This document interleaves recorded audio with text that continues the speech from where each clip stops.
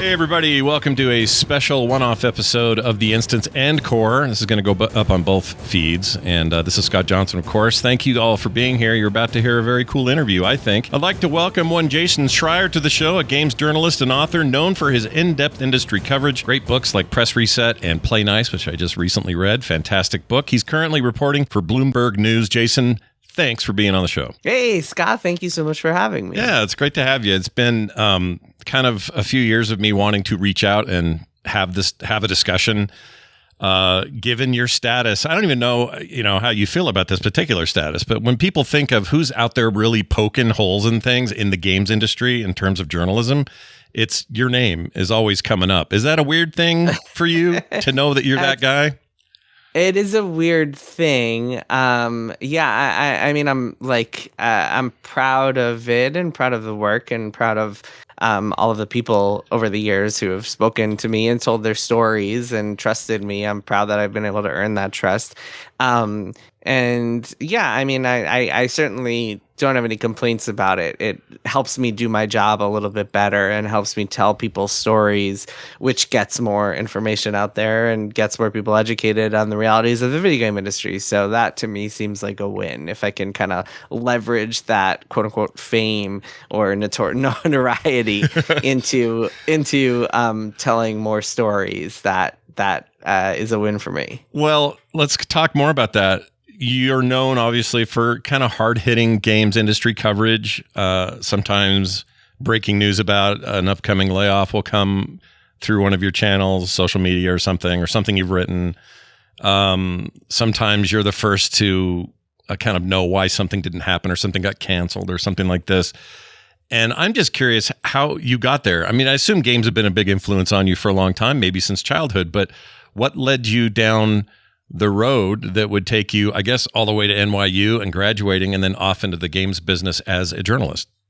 Yeah, I'll try to give the abridged version of my life story here, which is that I had always wanted to be a writer, and I discovered journalism in high school, joined my high school paper, kind of fell in love with it then, and then did some writing for my college paper as well. And then after school, when I graduated, I was trying to figure out what I wanted to do with myself and wound up doing some kind of freelance reporting and wound up doing local journalism for this outlet that was covering nearby my hometown where I grew up, because I moved back with my parents for a little bit after I graduated college. Mm-hmm. And I'll never forget this. I was sitting in this room, in this big town hall sort of room, covering this zoning board meeting, and a bunch of old dudes were sitting on stage arguing over whether a fence is allowed to be 25 feet or 30 feet.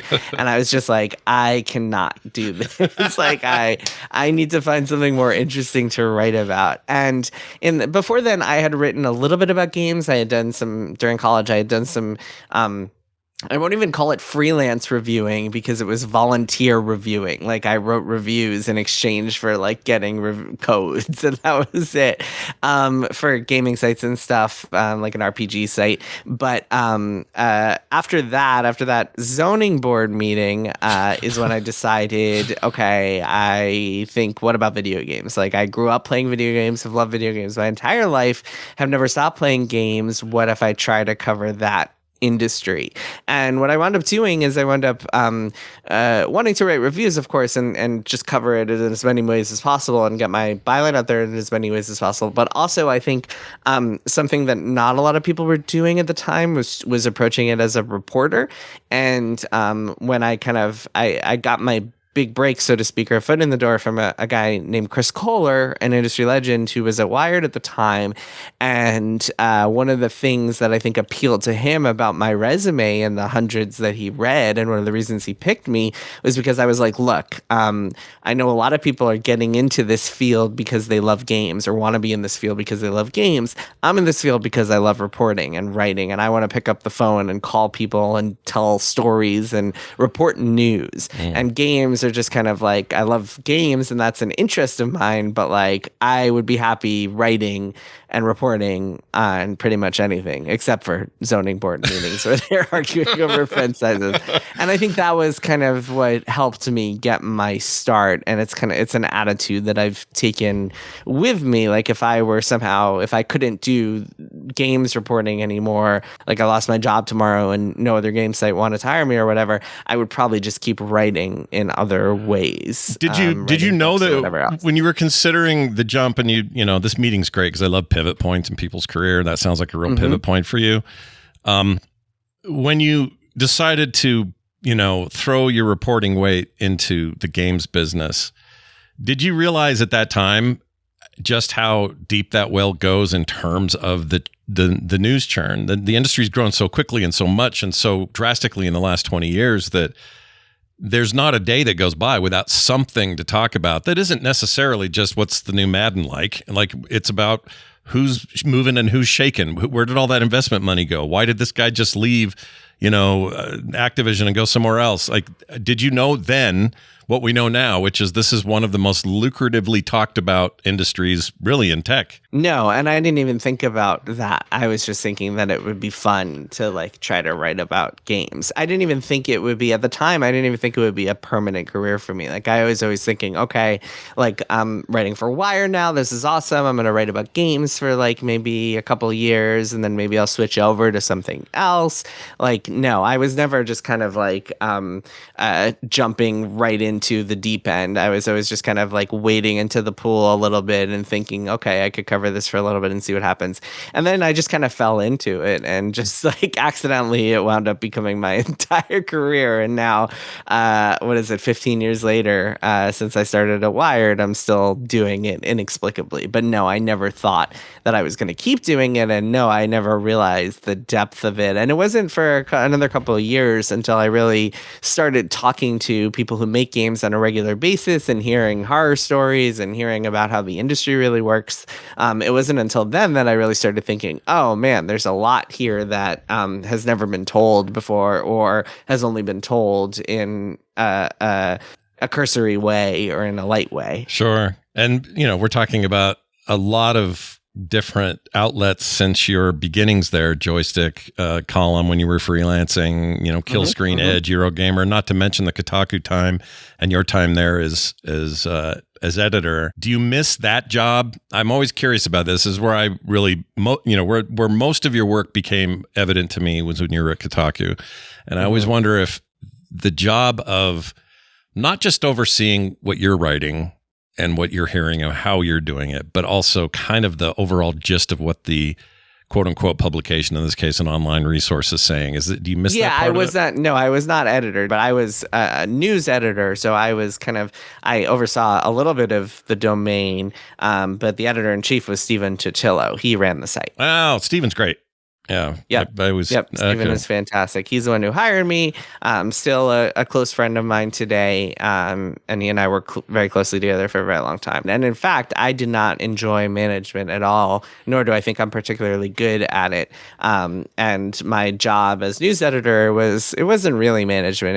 There was a little bit of middle management involved, but it wasn't really management. But I very much prefer to be reporting, which I enjoy a lot more. Did that lean into what would become your book called Blood, Sweat, and Pixels, the triumphant, turbulent stories behind video games are made? Did all of that, I guess, initial exposure to how the industry works push you to go, yeah, there's more going on behind the scenes than players realize. It's not just these games they buy and play.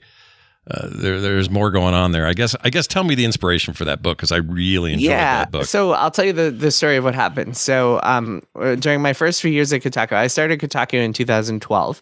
And during my first couple of years there, I was doing some reporting, trying to break news, trying to tell stories that were a little bit different, a little bit distinct from your kind of typical games news outlets.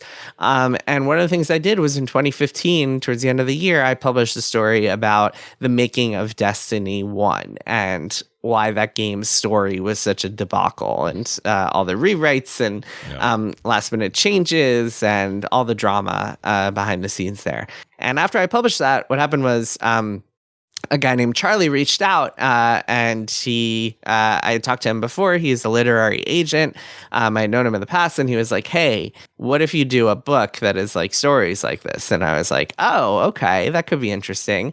And then from there, he and I started putting together a pitch and a proposal and all the other kind of hoops you have to jump through to get a book signed. And then by like, I think 4 or 5, 6 months after that, I don't remember exactly, I had signed a deal with HarperCollins to write that book, and I did it on the side while I was working at Kotaku throughout 2016 and into 2017. Do you think that breaking stories like what goes on behind the scenes at Bungie for that mess of a story, that mess of a launch, and it was pretty evident to all of us that there's something was going on there, but nobody knew the details the way that you did because you did all the digging. Do you think it makes developers gun shy when Jason Schreier comes around, poking around, going, "Hey, can I interview so and so?" Like, has that curbed your opportunities at all when these guys know that you're not there messing around? You're there to get the facts. Well, it depends, right? There's the front door and the back door. The front door is whenever I reach out to PR folks and I say, "Hey, you got a game coming out. Can I talk to the director of that game, or can I talk to the studio head or whatever?" And I'm sure they're a little bit cautious in ways that maybe they wouldn't be if my reputation wasn't what it was. But I also think they recognize the benefit in having me talk to some of these people because they know that that I have a platform and I can reach a fair number of readers with those interviews. So I think there's benefit for them for participating in that sort of thing. But yes, definitely some hesitance, some kind of caution from the PR folks and the people whose job it is to control the message of their companies. Whereas the backdoor, I mean, if I'm reaching out to developers kind of privately on background and saying, "Hey, like, I want to talk to you. Maybe you can be anonymous for this story because you would get in trouble if you were caught talking to me." I think people are more inclined to talk to me because of my body of work, because they have seen what I've done before and they know that I have a reputation that I won't burn sources, that I work really hard to protect people who speak to me and make sure that they can stay anonymous. And I've got a lot of experience doing that. Sure. So in that sense, it helps. I've had some people, so I've got a fairly decent number of close friendships within Blizzard, and recently with the new book, Play Nice, which was fantastic, by the way. I really enjoyed it. I appreciate that. And I'm a person, I've been doing Blizzard podcasts since 2006. My entire career as a podcaster is infused with Blizzard blood, really. And so it was a big deal for me to read that. And as I got finished with it, I thought, some of these things are just absolutely wild. And I thought, so confession time. I reached out to a couple of close friends, and one of them said, I said, "So what do you think of the book?" And he says, "Nailed it." And I said, "What do you mean?" He says, "He has all the receipts." And he says, "I don't even know how he has all the receipts, but he has them all. And he knows the stuff he's showing in there is accurate, and he didn't get it wrong. The only hard part to capture sometimes, and this is probably true of anything being chronicled, but just trying to capture perhaps it's a little intangible, but the spirit of how things were going versus how it all looks on paper.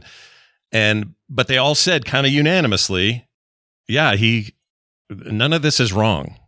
And I heard that and I went, I don't know if there's a bigger compliment for somebody who's trying to report the facts and tell the story the way it is. And I don't know if you've gotten that feedback from anyone else, but how does that land on you? I mean, does that make you feel any better about the project? The project was obviously a success. Everybody's really enjoyed the book. We've got listeners who can't stop talking about it. I really enjoyed it, and I know people at Blizzard really enjoyed it. But I guess how important is it to you to know that you got all the X's and O's? It's very funny to hear you say that, because literally 2 days ago, I actually just sent an email to my editor with a list of corrections that I have to make for future printings of the book. And it's all pretty minor stuff. One of it is like the timing of when Blizzard moved to the Irvine campus. Another one is the year that the NES came out. And a couple other just kind of like small things that I needed to fix for future. additions, but like that's what I harp on is like, because as a reporter you're trying to get as close to 100% accurate as possible, and that's always going to be difficult if not impossible with a 300-page book, but still I was really hoping to hit 100% accuracy, but I had to begrudgingly make some fixes, but yes, I'm very glad to hear that people at Blizzard felt like the important stuff was correct, and that's really what matters the most, as much as I might just kind of like grimace knowing that there are a few minor things that people are reading that are incorrect out there. Sounds like part of the business, right? Like the corrections happen. Yeah, it's just annoying. But yeah, no, it's really cool. I worked very hard to make that happen. For the book, I interviewed more than 350 people, including 300 plus at Blizzard itself, like current and former employees. And I went through this pretty rigorous process where like I tried to make sure everything I had in there to the best extent possible was corroborated by multiple people. And when it wasn't corroborated by multiple people, I would except in very rare cases, I would remove it. And so there's some great anecdotes that I had in there that were very colorful and very entertaining, but like I could never be 100% certain that they were true because maybe only one person remembered them, and that was the person who told them to me, and everybody else was like, "Huh, did that really happen?"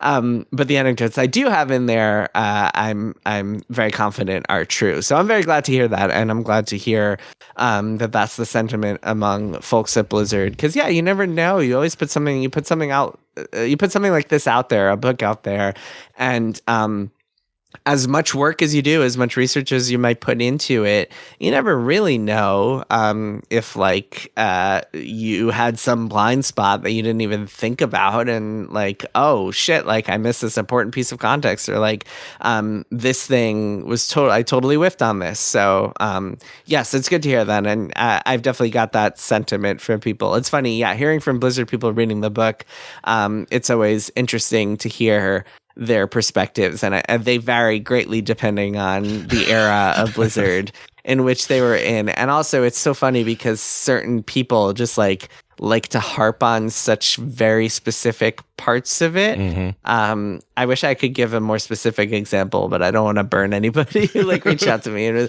But like basically someone might reach out to me and be like, hey, like this was my interpretation of this thing that happened 30 years ago, and this is like why this little thing that you wrote, I don't know. It's hard to explain without getting too into specifics, but truth is very hard to capture, which is something that journalists have realized for 200 years now, which is that like everybody has their different ideas of what happened and why and how it went down. Yeah. But yeah, I'm very proud of the book. Even if you had, really hard evidence of a very specific event and you told those right down to the T, there's always going to be somebody with an interpretation of something else, right? They're going to they came in late, or they saw it different, or they were close friends with that guy, or they didn't know about this deadline or whatever, and it changes the truth for them. So that must be kind of hard to navigate sometimes. Yeah, and sometimes when you're putting something down in text, tone is lost, and the tone of the way something is said can really change the nature of it. So yeah, these are all things that you just have to be really cognizant of when you're telling a story like this, and you have to be really careful about it. Something that I do in my reporting and in my books, and that was important for this book specifically, is I don't recreate dialogue or scenes or like add any layer of fiction to the story, which I think a lot of nonfiction narrative books do, but I think would really detract from the truth of a story like this. Yeah, I feel this way about documentaries. I hate when they do reenactments. They're the worst. Mm-hmm, mm-hmm. I know they're trying to capture something that just, to me, just says, those aren't the real people. These aren't the real things. That may not have been the right tone. It drives me crazy. So actually, I guess I'm glad to hear that. It's interesting, though. Blizzard is a subject, though. To me, this is they are an obvious target for saying, hey, I bet there's a book in the Blizzard story. But I don't want to assume that from your perspective. And also, I think a lot of people thought that, well, this would be kind of all the stuff from around the pandemic through the sexual harassment scandal through the messy layoffs, through the Microsoft stuff, the Bobby Kotick stuff, all these things. That's going to be Schreier's book. He's going to just really focus in on the tell-all dirt around this messy part of Blizzard, where they went from this thing we held so high, this weird standard in the industry of excellence at every turn and ready when it's ready and all these polished things we always held them in such high regard, myself included. They had fallen kind of pretty far from the branch right around that era. And so I think a lot of people thought, well, that's what this book's about. I was delighted that it was not just that. I mean, obviously, some of those things are talked about. The Microsoft thing wasn't even done by the time I think you had submitted final draft, or at least it had just finished closing or something. And so the fact that the book was more about, no, here it is from birth to now and everything in between and what it meant to crunch at Blizzard versus other places, or what is it that made them seem cooler, bigger, and better, and why is it that even when we had amazing sales and held them so high, they were still struggling to make payroll and they couldn't keep up with their own scale and this sort of thing.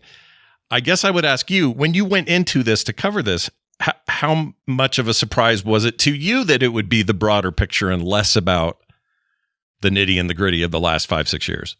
Yeah, so let me answer both of those questions, both that and kind of the origin story of this book. So I started working on this book in the beginning of 2021, like in February or March of 2021, which was a couple years before the publication of my second book, Press Reset. Yeah. And the seeds for this book were really planted in 2018, which is when I started to report on Kotaku about the Activision takeover at Blizzard and how Blizzard had once been this proudly, fiercely autonomous company. And even after the Activision Blizzard merger in 2007, they still remained so until like Titan was canceled, and then Activision started to play a greater role in operations at Blizzard, eventually leading to Mike Morhaim's departure. And that was kind of the seeds like of me thinking, oh, okay, there's a story here. Like, this is a corporate takeover story. This is a company that was one of the most fascinating, one of the most beloved game companies out there. And it's kind of, it's a lot of that spirit is being lost because Activision runs things in a very different way. And so that was the origin story. And then it wasn't until 5 or 6 months after I started working on it that the lawsuits happened, and Blizzard went through reckonings that eventually, like reckonings of sexual discrimination and harassment, that eventually led to the Microsoft acquisition and all of the drama that happened in between. So all of that drama was after I had already started to write or think about writing the book, started to work on the book. Mm-hmm. So that's the kind of origin story. And then as far as the scope of the project, I had actually started out thinking that it was mostly going to be about those later years. To your point, I actually thought that that was kind of the original vision of the book, that it would mostly focus on the Activision takeover and how it kind of led to a lot of Blizzard's decline in a lot of ways. Mm-hmm. And then as I started reaching out to people who were there in the early days and just hearing their stories, I was like, well, two things happened. One, I was like, this is super fascinating, and it would be a shame not to be able to go in depth on this rich history of Blizzard, because there's so many wild anecdotes, many of which had never been reported before. And there's just a lot of great history here that I feel like we should be getting into in this book. And second of all was, it is impossible to understand all of the issues that Blizzard would face later on without starting from the very beginning and kind of looking at the seeds of those issues. And that is true both in a business and in a cultural sense. In the business sense, you can't understand the Activision takeover and why that happened and why it matters and why it affected Mike Morhaim so much without going all the way back and looking at the revolving door of corporate parents and how Blizzard dealt with them and why Blizzard needed to get out of Vivendi so badly and why it would take that deal with Activision and think Activision was a good partner at first, and so on and so forth. Like, you can't understand what happened in the recent years of Blizzard, the last 7 years of Blizzard, without going way back to the beginning and kind of tracing that story. And same with the cultural stuff. You can't understand how Blizzard got to this point where like it was being served with a lawsuit for sexual harassment and misconduct without going all the way back to the beginning and looking at the early kind of frat house days of Blizzard and then tracing that through the college campus days of Blizzard and really just seeing that a lot of those people who grew up with Blizzard in a certain cultural way stuck around and were still there and were in leadership positions by the time the lawsuit hit and problems started to emerge. So it's really, you can't tell the full story without going all the way back to the beginning, which is ultimately what led me to decide to structure the book this way. That's great insight, because I had the feeling when I got done with it that it's an empty shell of a story to tell all this the messy stuff toward the end without all that precursor. It's not that it absolves Blizzard of anything, but it gives a full account of the life. It's a lot like a life of a person. It's complicated. Mm-hmm. And has turns and twists and I think that it's important also to be like, hey, remember that idyllic version of Blizzard, like the Blizzard that made all those games that you and I loved back in the 90s and 2000s.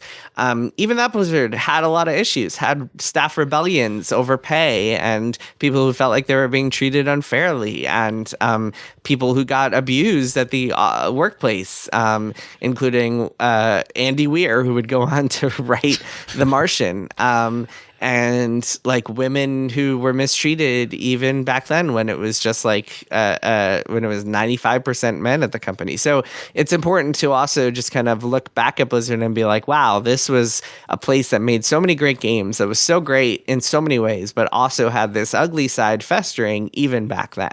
Yeah, it's a great study in what the cost of that level of creativity and productivity actually is, and then maybe, I don't know, some can learn from it and apply different principles to the starting of their big startups and not become one of these stories and just stay the beloved company who's also, got great policies and good internals and all that stuff. At least that's what I hope from this sort of thing.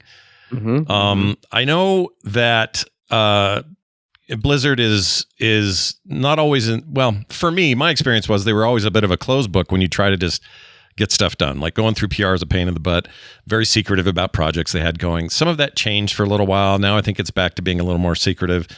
That I know what that process is like, just trying to talk to some of the leads about a game that's coming out or a patch to WoW or something like that.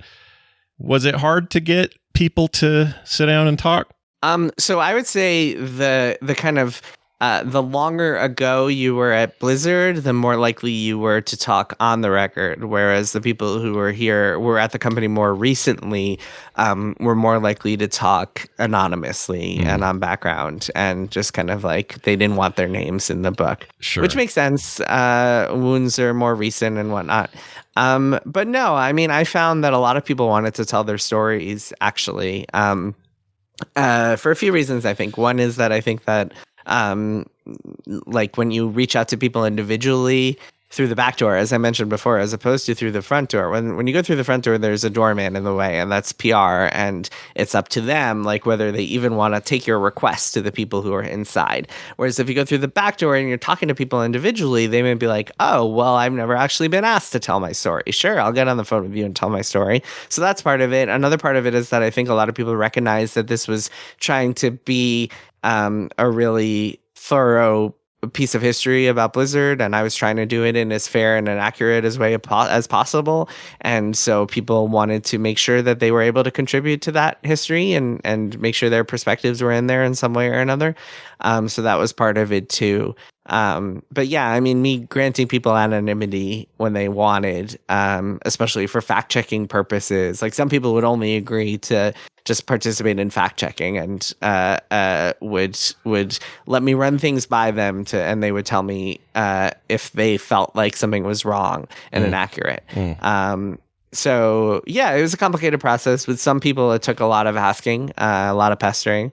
But yeah, I mean, I found that in general, a lot of people were willing to talk. And like I mentioned earlier, I mean, I got like some 300 Blizzard people to wind up talking for the book. That sounds like a lot to manage, but clearly you've gotten very good at this. It was a fun process. The organization of it all was, it was it was a beast for sure. It must have been. So now that they are in the hands, and this is a little speculation, just your opinion I'm asking for here, but they're in the hands of Microsoft in terms of they've got a new parent company. This is where the backing, the money, the promotion, all that's going to come from. They're part of the Xbox family. That's had its own ups and downs since the initial offering. Pandemic aside, which is really hard to put aside, has an effect on everything. But all of these things, layoffs, everything else going on. Do you think this is a chance, or are we already there where Blizzard can be Blizzard again? And by that, I just mean, I don't know, match up to player expectations of what they kind of used to be, or is it too complicated? Is that too simple of an outlook for a company like them? I mean, it depends on what your idea of like what quote unquote Blizzard, like old good Blizzard is. Because to me, Blizzard changed so much after World of Warcraft that it essentially became a different company then. Before World of Warcraft, it was releasing a new game every couple of years. And then it became a live service company where and it wasn't just releasing games, it was releasing games and then updating them forever. And if you look at Blizzard now, they're a company that is working on WoW, working on Diablo 4, working on Overwatch 2, working on Hearthstone.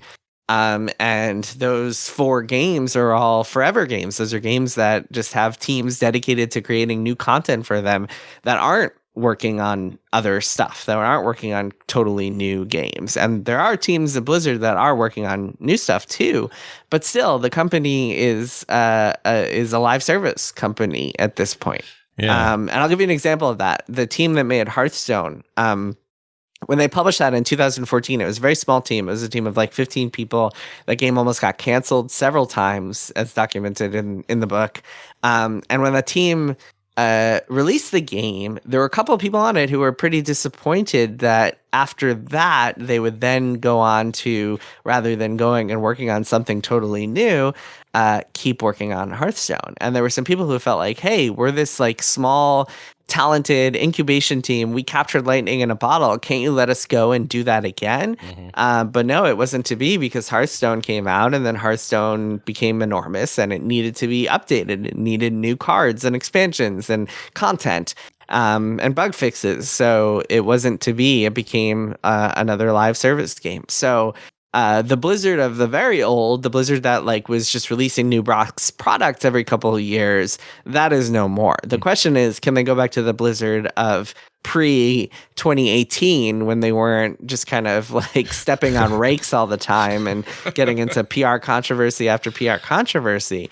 I think that'll be interesting to see. I don't know. It's hard to know what Microsoft is going to do with them, because Microsoft as a whole is just so like, has such a tenuous gaming, like the gaming division's status is so tenuous right now. Yeah. That said, I've heard a lot of good things about Johanna Faries, their new boss. Yeah. She seems to be well respected. It's definitely like, it's hard to argue that they haven't been battle tested at this point at a company. Like, I think they're going to be able to come like emerge from the ashes of like the lawsuit and all of the controversy they've had to deal with a little bit stronger. So yeah, we'll see. I don't know. Certainly people seem to really enjoy The War Within. And Vessel of Hatred. So like, I think people are happy with the stuff they've released recently at the very least. Yeah, I'm excited about maybe what they're cooking in the background. I'd love to see some StarCraft IP, get some shakeouts. There've been plenty of canceled projects. It'd be nice to see something actually make some rubber to the road. For sure. But, that would be nice. Yeah. So I part of me I know is it's a little Pollyannish for me to go, yeah, I want them back to like the 1998 Brood War days. That's a long time ago and a very different Blizzard and about 4,000 that's employees. Never going to happen. It's just like, and that was a company that was in the hundreds rather than in the thousands. It's so funny. So a lot of people have read the book back in the day when I was kind of getting early feedback on it. A couple of people were like to me, hey, Jason, you have the wrong kind of act structure here, because the way the book is separated, it's part one is rise, part 2 is fall, and part 3 is future. And people are like, the fall comes too soon. Like, why is the fall coming like right after the release of World of Warcraft and kind of the Activision merger and all that stuff? Because Blizzard was still pretty successful for years after that. And I was like, yeah, well, sure. But actually, the fall is in the perfect place, because after World of Warcraft, Blizzard went on its path. Like, Blizzard began its fall. Blizzard changed drastically. They went from a company of hundreds to a company of thousands. They became a company of box products to a company of live service. And World of Warcraft really became this kind of albatross on their neck. And I think that the early Blizzard is just like, that can't be recreated again for a variety of reasons. The other part of this is like, there are many aspects of the early Blizzard that like you wouldn't want to recreate or be able to recreate in 2025, because fortunately the video game industry treats people a lot better now than it did back then. Yeah, and call me crazy, but I feel like the Blizzard of old is alive and well in some of the indie companies of today, and the indie gaming as it's currently constituted is quite the burgeoning part of the industry. It's fun to watch, it's great, but companies like Clay and the Hades people, forgot their name all of a sudden. Yeah, Supergiant. They're good examples of killer occasional titles that are blowing everybody away, attendance to quality, and they've stayed small and tight and visionary. How long they'll hold that is a big question, because that's, didn't hold Blizzard for very long, but it does feel like that spirit is alive and well in the indie space today. And we all want to force Blizzard back into being that, and they're not going to ever be that. It's worth noting here, including at a company that is made up largely of ex-Blizzard people, run by Mike and Amy Morhaime. Mike Morhaime, of course, co-founder of Blizzard and was the president and CEO for a very long time. They started a new company called Dreamhaven. They haven't released a game yet, but they just announced their first game, Sunderfolk, a couple of months ago. And I went and visited them. I played the game. It's pretty cool. They, in a lot of ways, are trying to capture a lot of the good of the old school Blizzard while also trying to fix some of the bad. And just as an example, I thought it was really interesting. I interviewed Morhaime on stage at a Bloomberg event in October, and he told me that that Dreamhaven is about 37% of its employees are either women or non-binary, which I thought was really interesting, because at Blizzard, even at their even after the kind of old frat house days, the number was around 20% for female staff at Blizzard. So I thought it was interesting. And also their game is being directed, the director of their game is a woman, which has never happened at Blizzard. There's never been a female game director at Blizzard. So again, I think that there are ways you can kind of recreate that ethos, and Dreamhaven is certainly trying to. We'll see if they succeed and if their first game is a hit. But yeah, I'm keeping an eye on that for sure. It's crazy to see how many companies spring from somebody at Blizzard, a talented designer on Hearthstone, or somebody who is integral in early World of Warcraft development or something. They all end up leaving at some point and end up starting small companies. And you always hear about how their goals are to be, we're going to go back to what made Blizzard great, and we're going to do those things.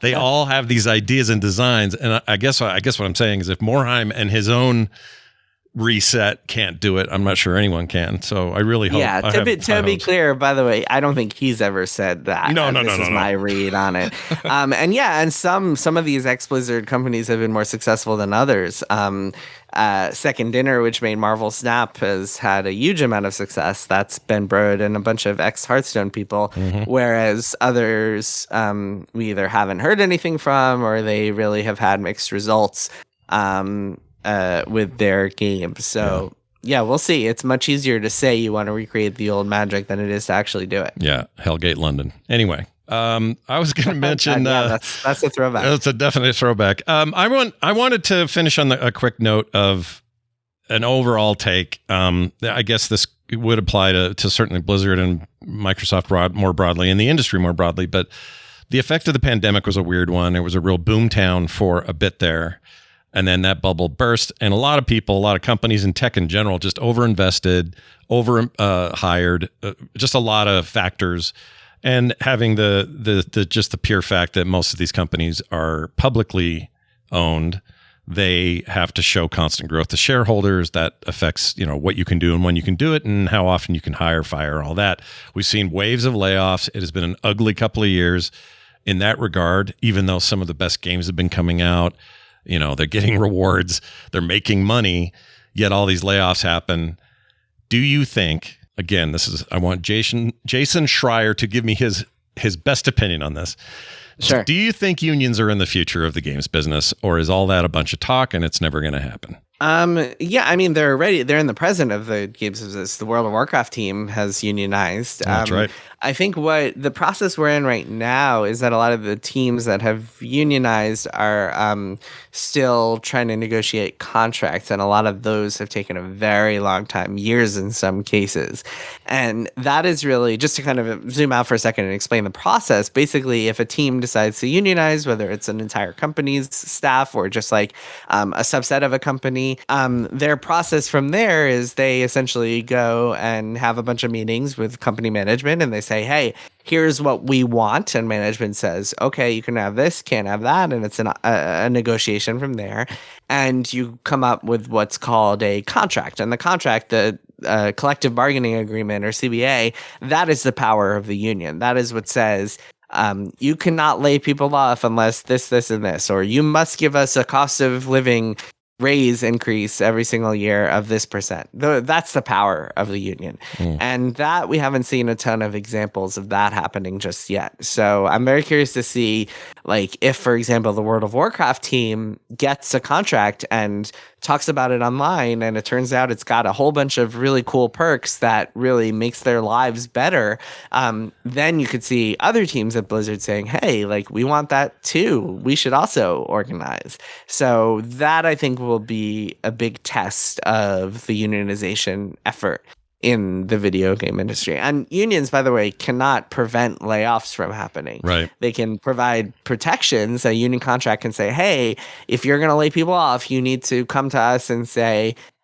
we'll negotiate buyouts first, voluntary buyouts, or you need to give X amount of severance if you lay people off. That's the sort of thing that a union can do. A union cannot say you can never lay people off, because no company will ever agree to that in a contract. Right. Yeah. And then whether or not that spreads to other Microsoft subsidiaries, gaming studios, or if that spreads more industry wide, I guess we have to wait and see what the business as a whole does. Mm-hmm. But let's hope. I don't know. These last couple of years have been a little rough, so I'm just hoping there's, a horizon to all this, and and it's not quite as dour. I hear that. Yeah, that would be nice. Well, in the meantime, here's what I know about Jason and his work. You're going to find plenty of it out there. Is there any projects you're working on right now you'd like to let people know about, or anywhere in particular you'd like them to go? No, just check out Play Nice. It's in stores. You can get it wherever. And yeah, people can find me on Bloomberg or my podcast Triple Click, or wherever else, on Blue Sky.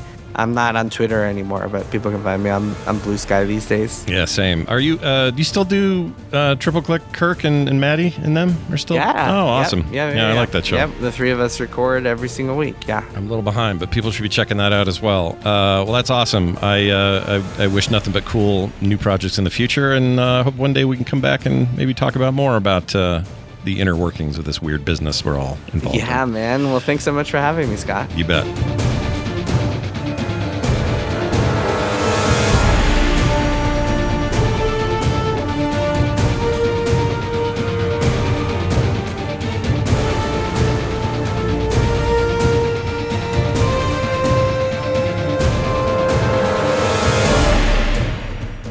Those pants are made for frogging, if you know what I mean.